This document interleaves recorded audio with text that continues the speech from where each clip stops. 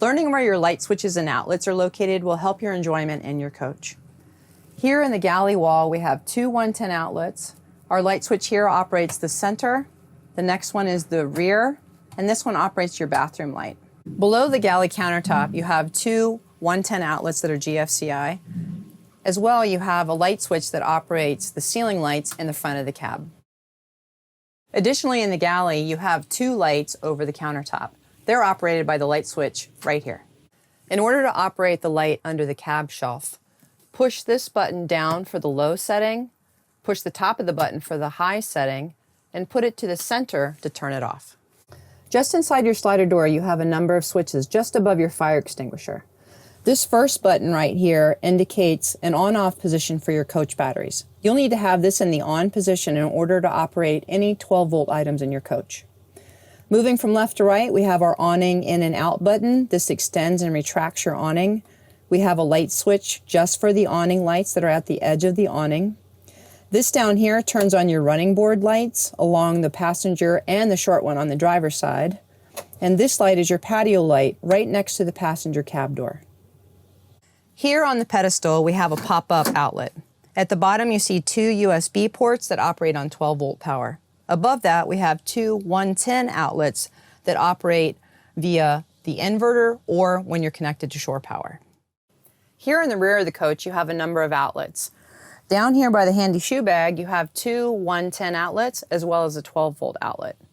Here above the bed, you have two more 110 outlets. And behind this handy basket, you have two USB outlets. For lighting, you have a puck light with a touch button in the center, as well as a second one on the other end of the bed.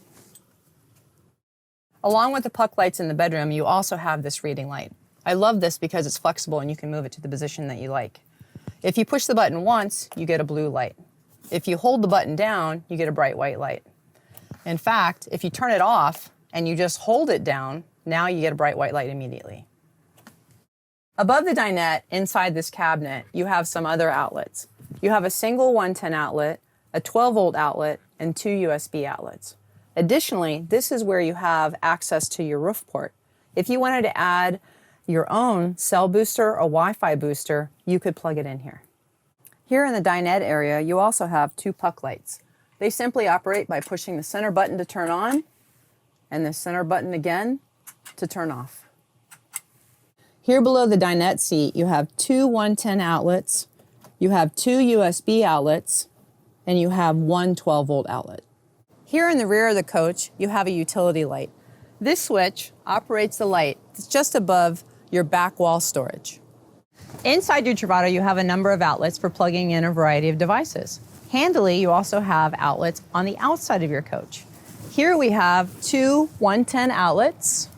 Behind this panel, we have a coax cable and a 12-volt outlet. And if you choose to buy an external portable solar panel, you can attach it right here.